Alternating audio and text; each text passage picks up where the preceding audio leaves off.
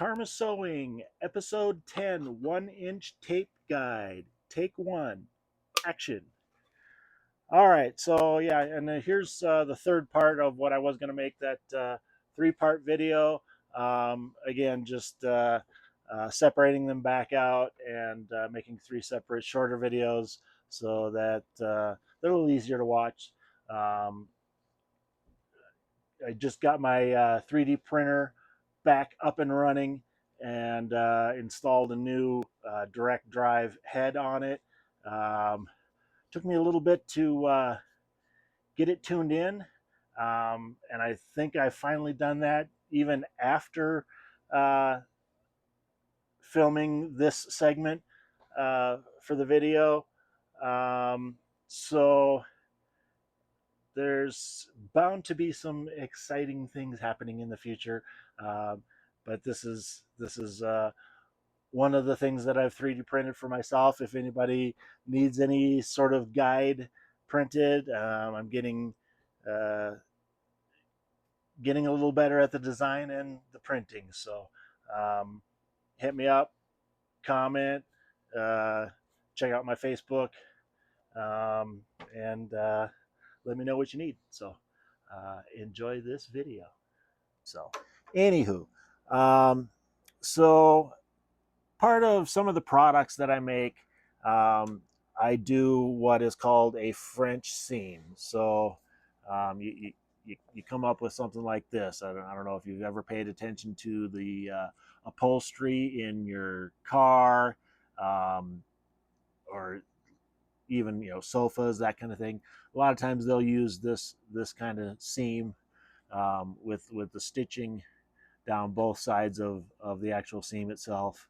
I use that on my basket covers and a few other products. And typically that seam will have a backing on it, something similar to this.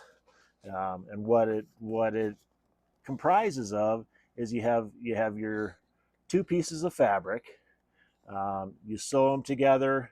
In my case, with a half-inch seam allowance, and then we take each side of that half-inch seam allowance and fold the seam flat, and then take the double needle sewing machine that I have here, um, and it's got a guide down the center, and that guide will guide right down the center of the seam and stitch your stitching evenly on both sides of that seam gap.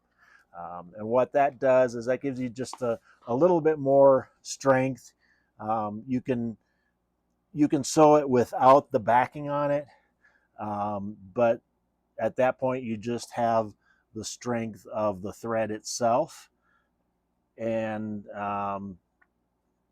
that's not necessarily a great thing. There are times where I will do that, but then usually I'm gluing across the back of the seam, and that's where my extra strength comes from, rather than sew that piece on there and then glue over it, which occasionally I do, but I don't necessarily mean to all the time. But usually I either glue or sew. Um, that process isn't necessarily difficult, but it's not necessarily easy either. You have to get your 1-inch backing up under the foot, and then you have to unfold your seam and get that up under the foot and get it all lined up together, and it can be a challenge some days. So I've been thinking about this for a while, since it has been a challenge for me on many days, on how I can make that process easier. And I'm thinking, for so many things, I've got jigs or folders or whatnot that I can attach to my machine that will help me out.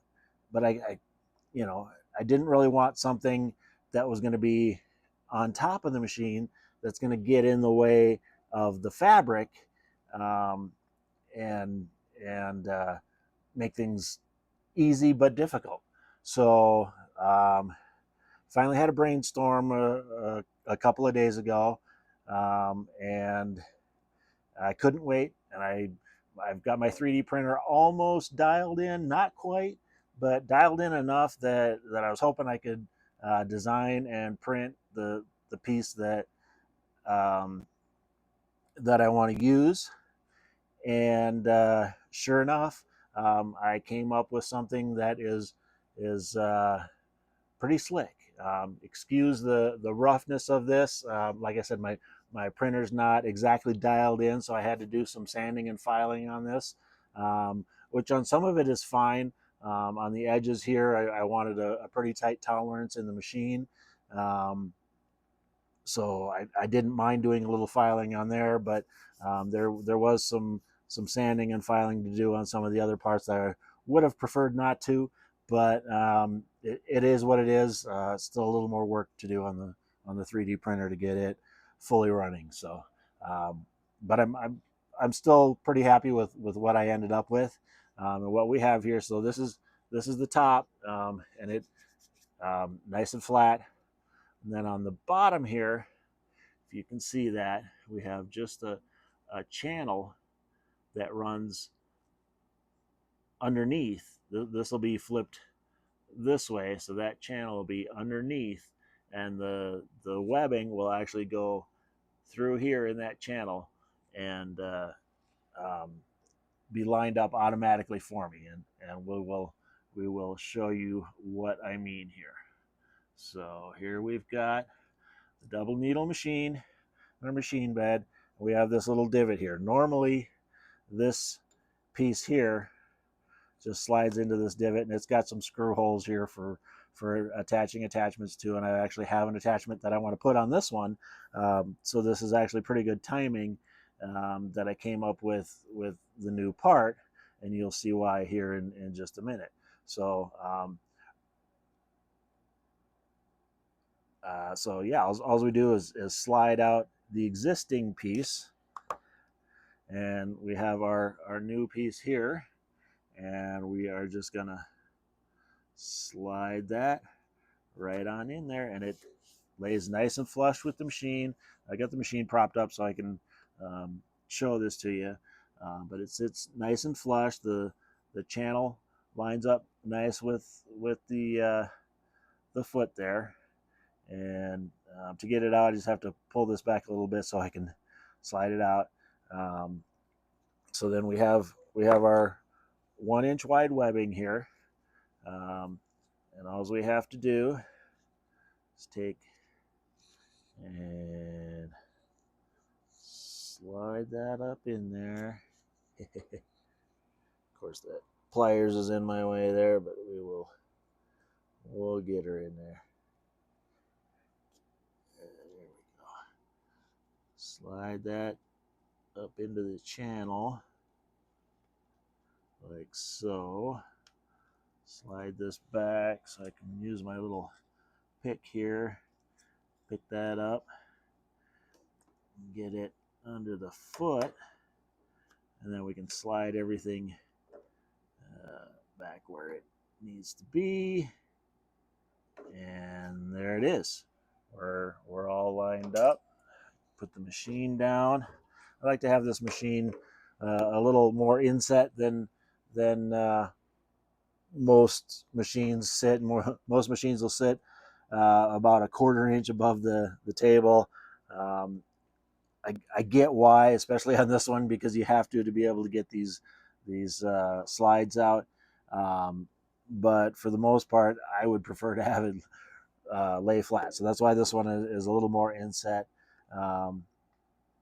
So that's the way I like to have it set. So we have our backing under the foot. I'm just going to do a couple of quick stitches here to get that started. And I'm not going to show you the whole seam here, but I will show you what I mean by how this works. Part of it I won't be able to because the tripod's going to get in the way. But this just goes up under here our center guide just goes right in the valley there. And now all I have to pay attention to is making sure that that butterfly on the back side gets, I call it the butterfly, gets folded nice and flat.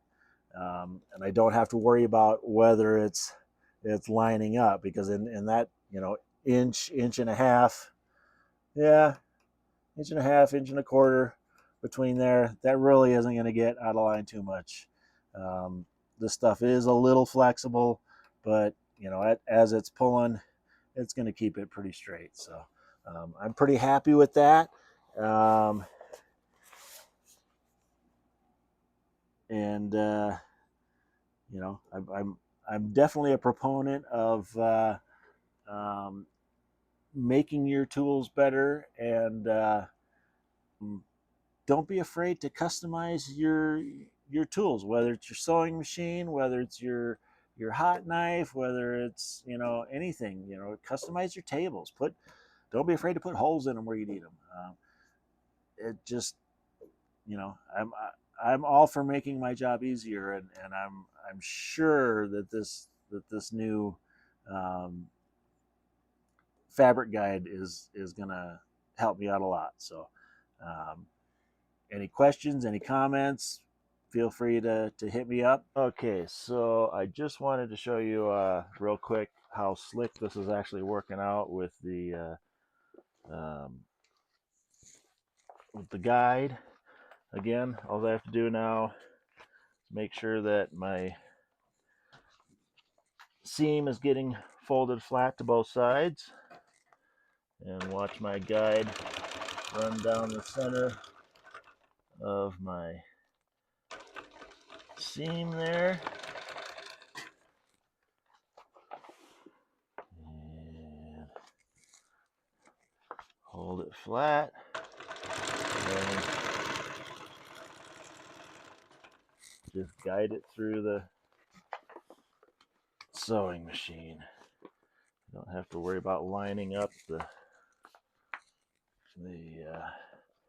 tape.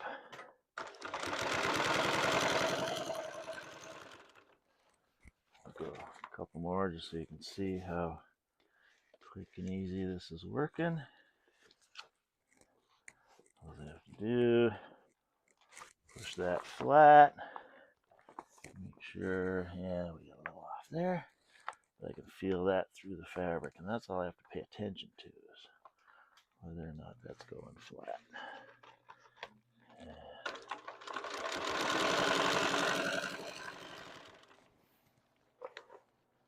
One more here real quick, just so I have enough to show you.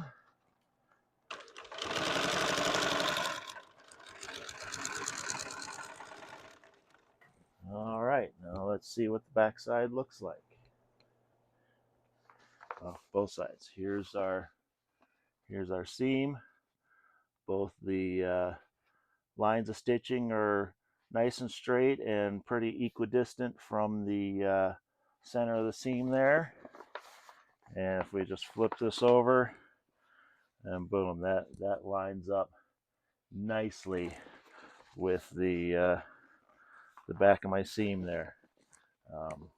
And that is really going to be a lot of help for me in the future. So